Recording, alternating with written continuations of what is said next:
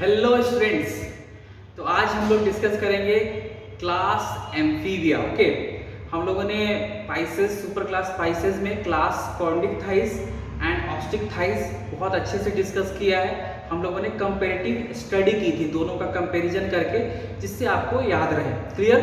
तो let's start class amphibia.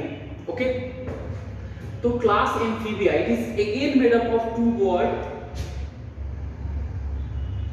Amphi plus bios. Amphi means both, bios means living. Okay, तो इन दोनों word से मिलके एक वर्ड डिराइव कर किया गया और एक वर्ड आया, that is amphibia. Means both living means what? aquatic as well as terrestrial. Okay, तो ये जो एम्फीबियंस है they can live on land and also in water. Okay, तो एक इंफॉर्मेशन इनके क्लास से आपको पता चला, that is habitat.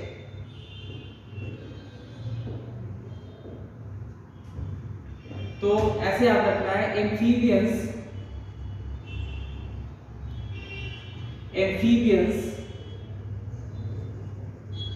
can live in water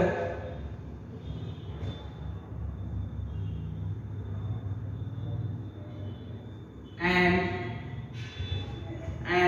on land both. Okay, तो दोनों जगह ये इजिली सरवाइव कर पाते हैं, पानी में भी और जमीन पे, मीन्स इन वाटर और ऑन लैंड। तो टेरेस्ट्रियल भी है, एक्वेटिक भी। तो हैबिटेट की बात हो गई। नेक्स्ट अब आते हैं इनके जनरल फीचर पे।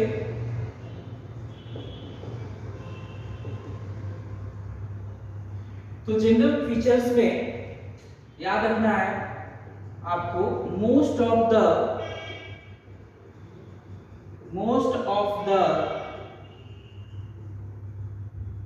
of the amphibians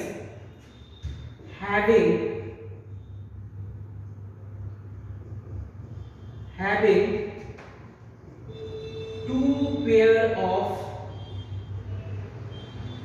limbs.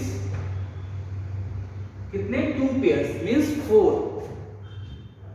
Most of the amphibians, exception जहां पे लिम्स नहीं होंगी, that exception is ichthyophish. Ichthyophish is limbless amphibian. तो ज्यादातर में क्या है? 2 पेयर ऑफ लिम्स है। ओके बच्चों, तो मोस्ट ऑफ द एम्फीबियंस कितने हैं? 2 पेयर, यानी 4 in number. Some exception is there, means उनमें लिम्स नहीं है। उसमें से एक है इक्थायोफिस, इंपॉर्टेंट है because it is mentioned in NCERT. तो इक्थायोफिस आप याद रखना, इक्थायोफिस इज लिम्फलेस एम्फीबियन, कोई लिम्ब नहीं है इसको, फिश जैसा होता है। ओके, तो इसमें कोई भी लिम्ब नहीं है। क्लियर? चलते हैं नेक्स्ट फीचर को।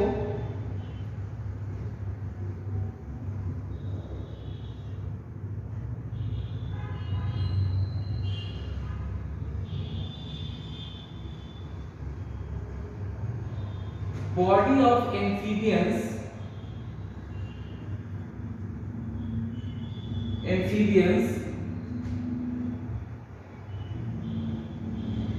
devoid of scales, means scales यहाँ पे एब्सेंट होंगे। Body of amphibians devoid of scales, devoid means lack और एब्सेंस, तो लैक और absence of scales and covered with moist skin, तो बॉडी जो है एम्फीबियंस का वहां पे स्किल्स एब्सेंट है और जो बॉडी है वो कवर्ड है किससे, मॉइस्ट स्किन से, clear. And that moist skin help in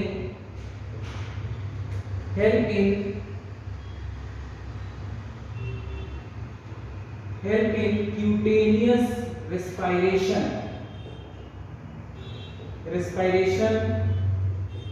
by the process of diffusion।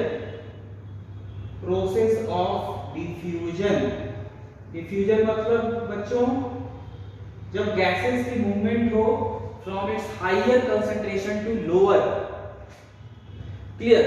तो ये मॉइस्ट स्किन का क्या इनको फायदा होगा, क्या बेनिफिट है, क्या एडवांटेज है? तो advantage is that it help in cutaneous respiration. Cutaneous respiration का मतलब when respiration occur through skin, तो जब स्किन से रेस्पिरेशन होता है दैट इज कॉल्ड क्यूटेनियस। यहां पे मैं ऊपर में लिख दे रहा हूं, तो cutaneous respiration means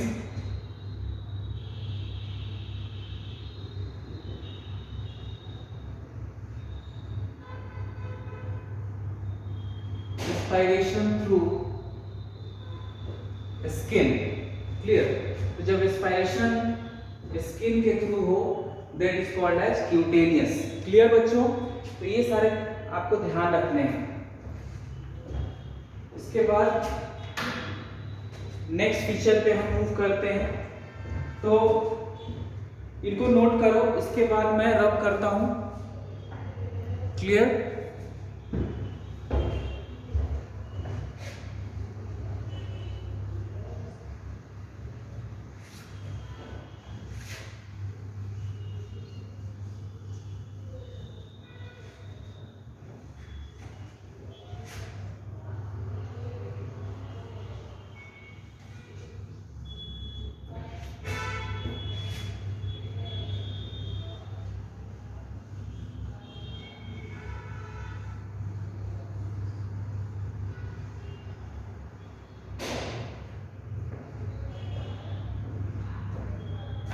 Okay, next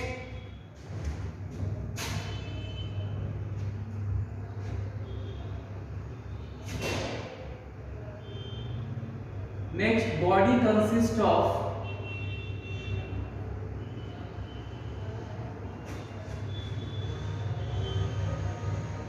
head and trunk. Body consists of head and trunk. In some, tail is also present, clear। कुछ में tail भी present होता है, tail is present। For example, salamandra, common name salamander। तो insect में diagram बना हुआ है, उसमें देखना टेल प्रेजेंट है, पूंछ प्रेजेंट है वहां पे, क्लियर। तो body consist of head and trunk, in some tail is also present, neck is absent,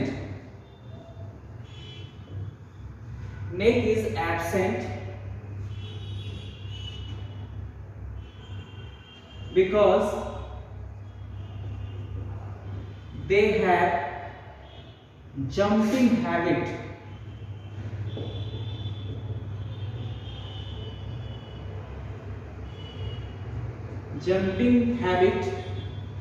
and neck creates problem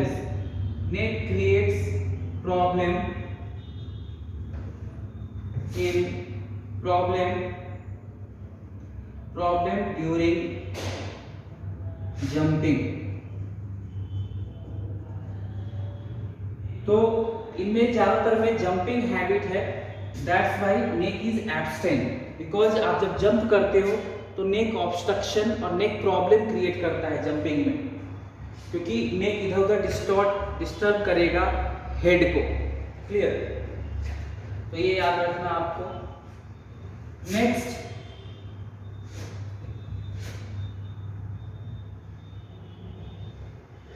clear? अब नेक्स्ट बात करते हैं हम इनके किसकी, डाइजेस्टिव सिस्टम यहाँ पे कंप्लीट है। दे आर मेनली कार्निवोरस होते हैं ये, और उतना कुछ ज़्यादा इंपॉर्टेंट है नहीं।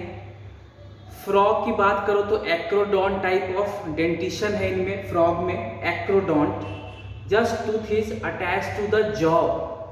ओके, मतलब हमारे जैसे रूट नहीं है और वो इम्बेडेड नहीं है, धंसे हुए नहीं है किसमें, जॉ में। तो यहाँ पे एक्रोडोंट टाइप का डेंटिशन होता है। तो ये सब ज़्यादा इंपॉर्टेंट नहीं है। जो इंपॉर्टेंट है दैट इज देयर रेस्पिरेशन। तो यहाँ पे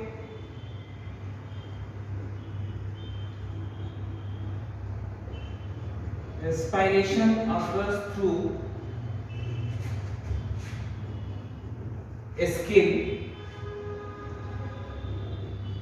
gills,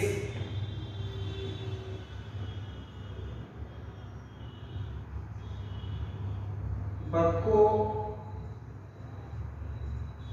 pharyngeal cavity and lungs। इन सारे स्ट्रक्चर से रेस्पिरेशन होता है। क्लियर?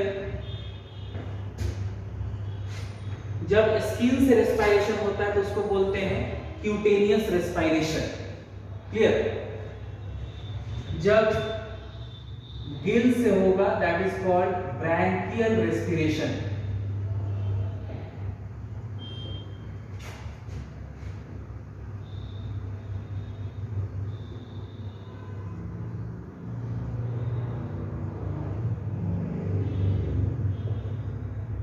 क्लियर? जब बक्कोफैरिंजियल कैविटी से रेस्पिरेशन होगा दैट इज कॉल्ड बक्कोफैरिंजियल रेस्पिरेशन। इसको थोड़ा उल्टा लिख दिया है, इसको ऐसे लिखते हैं। यहाँ पे जैसे ब्रैकियल लिखा, क्यूटेनियस लिखा, यहाँ पे लिखते हैं बक्को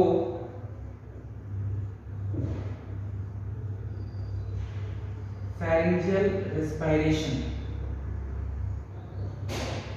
means respiration through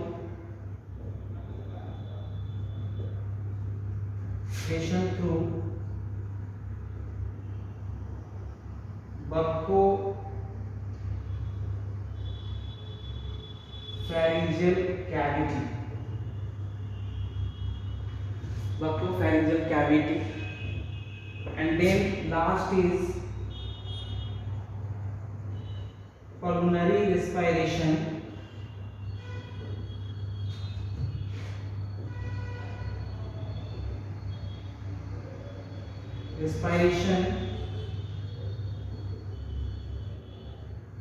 occurs through lungs।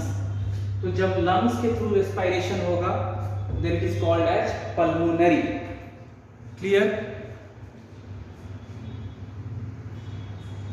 तो इस तरह से आपको ध्यान देना है।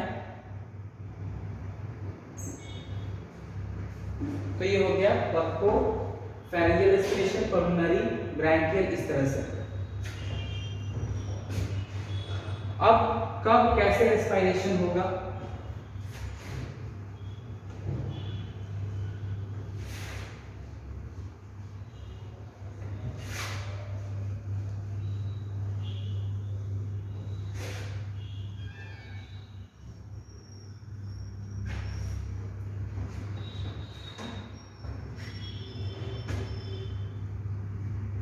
देखो, जो टैडपोल लार्वा है that is the larva of frog. Tadpole is a larva of frog. तो ये रेस्पायर करता है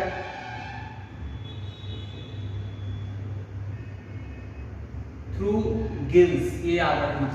ये किसके थ्रू रेस्पायर करेगा? गिल्स। फ्रॉग, टोड और जो एम्फीबियंस है दे respire through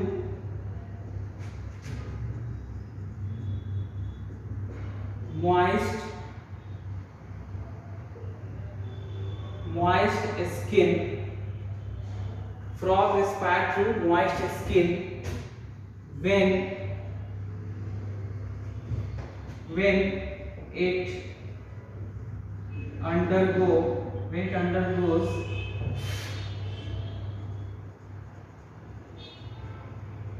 hibernation and estivation. Hibernation and estivation. Hibernation is winter sleep. Estivation is summer sleep. तो फ्रॉग मॉइस्ट स्किन से कब रेस्पायरेशन करेगा? जब वो हाइबरनेट करेगा या एस्टिवेट करेगा। हाइबरनेशन मतलब विंटर स्लीप, जब ठंड के समय में किसी गर्म जगह पे चले जाना। एस्टिवेशन यानी समर स्लीप, जब गर्मी में किसी ठंडे जगह पे चले जाना, दैट इज द एस्टिवेशन। और इस ऐसा क्यों करते हैं? To conserve the energy. तो मॉइस्ट स्किन से क्या होता है? By the process of diffusion, higher concentration to lower concentration, तो इजीली गैसेस डिफ्यूज करती जाती हैं, इसमें एनर्जी स्पेंड नहीं करनी पड़ती। सो टू कंजर्व, हाइबरनेशन और एस्टिवेशन इनके लिए एक इमरजेंसी कंडीशन है, उस समय इनको एनर्जी कंजर्व करनी होती है। That's why they perform cutaneous respiration और respiration through skin to conserve the energy. तो यहाँ पे to conserve energy,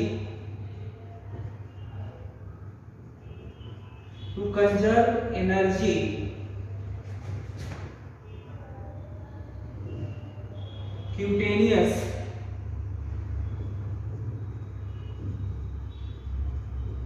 respiration is performed. Clear? तो ये याद रखना है। ऑल्सो जब फ्रॉग इनसाइड द वाटर होता है, it also perform cutaneous respiration. तो इनसाइड वाटर, जब वाटर में प्रेजेंट होगा, inside water frog also respire through skin, ये भी याद रखना। तो हाइबरनेशन, एस्टिवेशन के दौरान और फिर जब ये वाटर में प्रेजेंट होगा उस समय में। तो दो रेस्पायरेशन का आपको पता चल गया।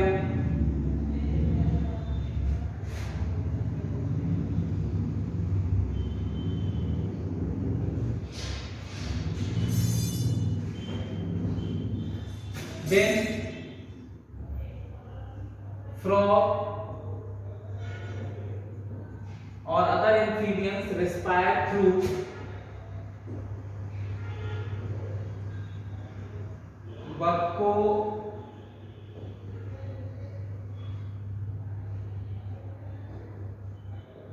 buccopharyngeal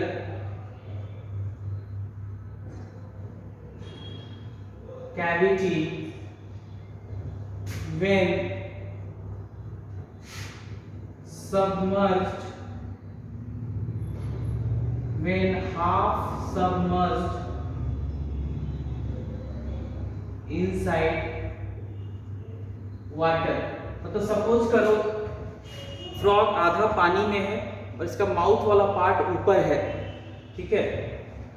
तो जनरली हमारे में एक बक्कल कैविटी होती है, ये माउथ है, दैट इज टर्मिनल ओपनिंग, उसके बाद अंदर में एक कैविटी है हमारे, that is called oral cavity और बक्कल कैविटी। उसके बाद फेरिंग्स है, तो हमारे में बक्कल कैविटी और फेरिंग्स अलग अलग है।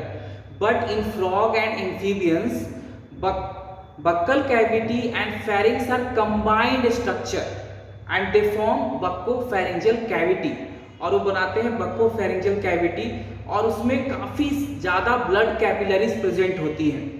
तो फ्रॉग क्या करता है, अपने नॉस्ट्रिल को क्लोज करके माउथ से एयर भरता है, फिर माउथ को क्लोज कर देता है, और उस एयर में O2 प्रेजेंट है ज़्यादा, वो O2 ब्लड कैपिलरीज में इंटर कर जाता है, और ब्लड कैपिलरीज से CO2 इसके ओरल कैविटी में आ जाता है।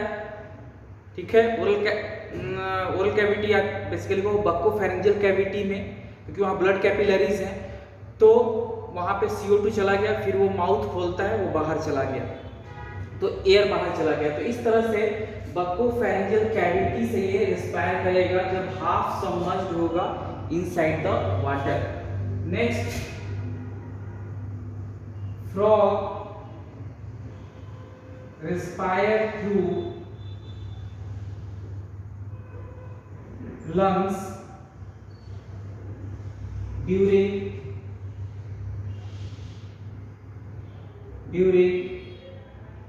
metabolic activity like feeding,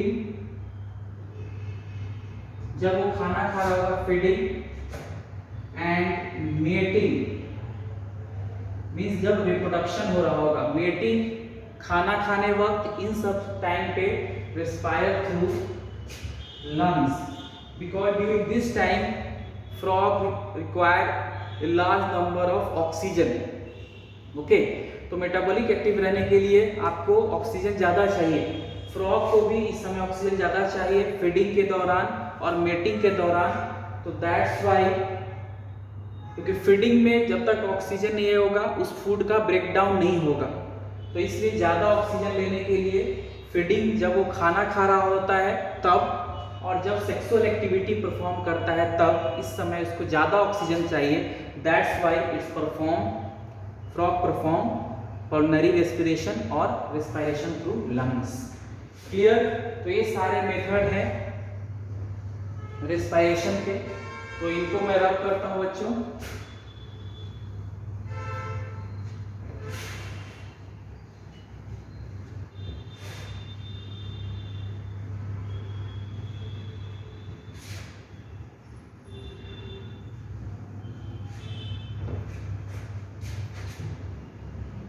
next is their circulatory system. Clear? तो नेक्स्ट इनका सर्कुलेटरी सिस्टम है, वो ध्यान रखना। सर्कुलेटरी सिस्टम आपको पता है क्लोज्ड है, वो तो पता ही है आपको। Heart is 3-chambered। 3-chambered means 2 arteria or 2 auricles and 1 ventricle। Clear? Deoxygenated blood comes to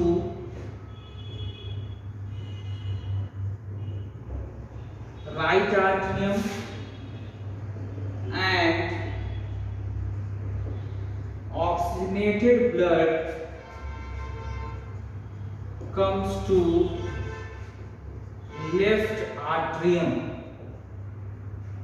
Then both blood, oxygenated as well as deoxygenated, then both blood comes to single ventricle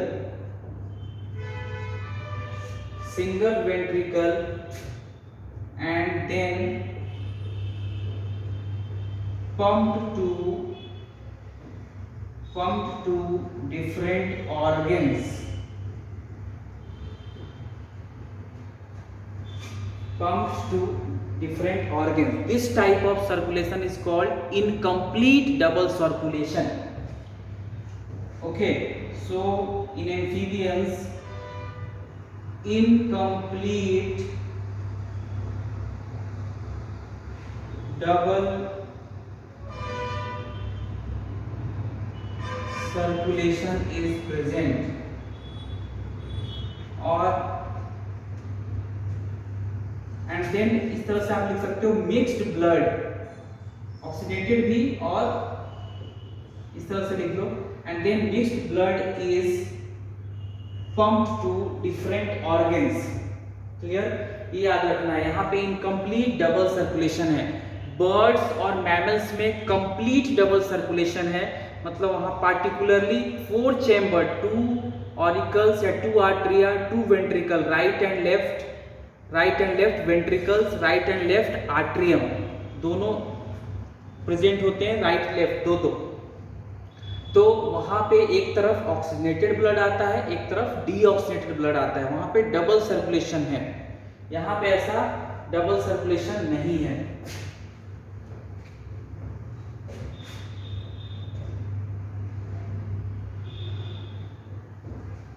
और जो ये oxygenated blood है, detail में आपको circulatory system पढ़ाया जाएगा।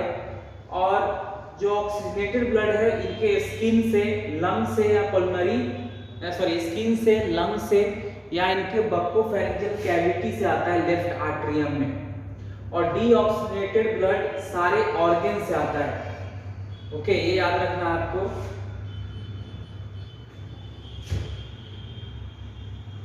comes to right atrium from different, इस तरह से ऐड कर लो, from different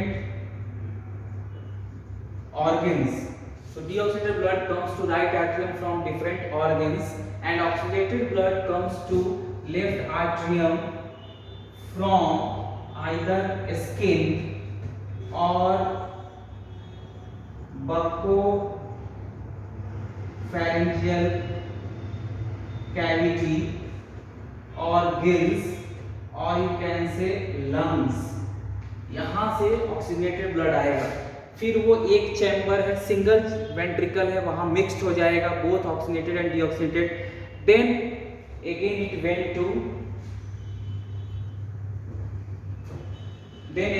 went to the different organs. Clear. Next, यहीं पे आप याद कर सकते हो, these are क्वाइकिलोथर्मस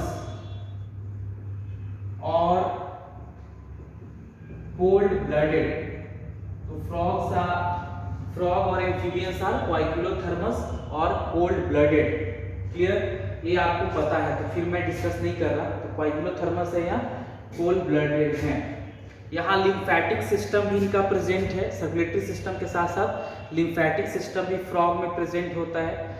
और जो सबसे लार्जेस्ट आरबीसी है, वो यहाँ एक इसका मेंबर है एम्फ्यूमा, मॉड्यूल में लिखा हुआ, वहाँ से आप देख सकते हो। एम्फ्यूमा ऐसे आता नहीं है नीट में, एम्फ्यूमा है जिसमें लार्जेस्ट आरबीसी है, तो ये ध्यान रख सकते हो आप। तो ये हो गया क्लियर, तो ये ध्यान रखना है। अब इसको रब करते हैं, मूव करते हैं नेक्स्ट फीचर पे।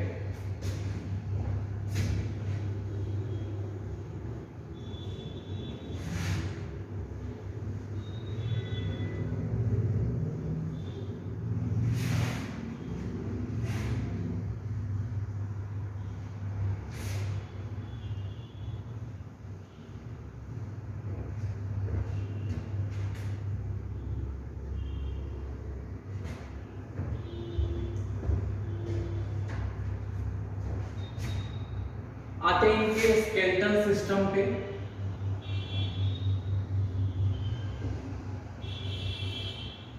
तो एक्सोस्केलेटन इज एब्सेंट। एक्सोस्केलेटन क्या है? एब्सेंट। क्यों? क्योंकि यहाँ पे स्केल्स है नहीं। Absent because no scales no scales are present. यहाँ पे इंडोस्केलेटन है जहाँ बहुत सारे बोन्स हैं, तो endoskeleton is present with bones, cartilage भी है, तो endoskeleton is present with bones and cartilage। present as लिख लो ज्यादा अच्छा रहेगा, तो endoskeleton is present as bones and cartilage। Clear, ये है। फिर यहाँ इंपॉर्टेंट है skull is dicondylic. Skull is dicondylic, इसका क्या मतलब है बच्चों? देखो हमारे में देखो तो ये पीछे में एक बोन है that is called occipital. Skull जो है हमारा कई सारे बोन से मिलके बना होता है, एक उसमें बोन है ऑसिपिटल, याद रखना आपको। तो ऑसिपिटल बोन, एक ऑसिपिटल बोन है, और ऑसिपिटल बोन में सपोज करो एक प्रोट्यूडेड स्ट्रक्चर है, इस तरह से ऑसिपिटल बोन होता है, और यहाँ पे suppose this is occipital bone, और यहाँ पे एक प्रोट्यूडेड स्ट्रक्चर है, सपोज करो वन प्रोट्यूडेड मीन्स बाहर की तरफ निकला हुआ, प्रोट्यूडेड स्ट्रक्चर है that is called as occipital condyle. क्या बोलते हैं इसको? Occipital condyle. तो वो एम्फीबियंस हो, रेप्टाइल्स हो, मैमल्स हो, बर्ड्स हो, सब में क्या है ऑसिपिटल बोन से या तो एक प्रोट्यूडेड स्ट्रक्चर होगा, मतलब बाहर की तरफ निकला हुआ एक स्ट्रक्चर होगा, तो एक स्ट्रक्चर होगा, और अगर वो स्ट्रक्चर जनरली क्या होता है ऑसिपिटल, समझो बोन इज ऑसिपिटल बोन, और उससे अगर एक निकला हुआ स्ट्रक्चर है, उभरा हुआ स्ट्रक्चर है या एक प्रोट्यूडेड स्ट्रक्चर है, उसको बोलते हैं ऑसिपिटल कॉन्डाइल। जनरली ये ऑसिपिटल कॉन्डाइल, सपोज करो यहाँ पे ऑसिपिटल बोन है और ये मार्कर वहां से एक प्रोट्यूडेड स्ट्रक्चर है that is called occipital condyle. Clear, एक स्ट्रक्चर है सपोज करो, और यहाँ पे हमारा वर्टिब्री स्टार्ट हो रहा है। क्या स्टार्ट हो रहा है? वर्टिब्री या वर्टिब्रल कॉलम। तो ये स्कल है, और स्कल वर्टिब्रल कॉलम के साथ कनेक्ट होता है। और अगर हमारे में आप बात करोगे तो जो फर्स्ट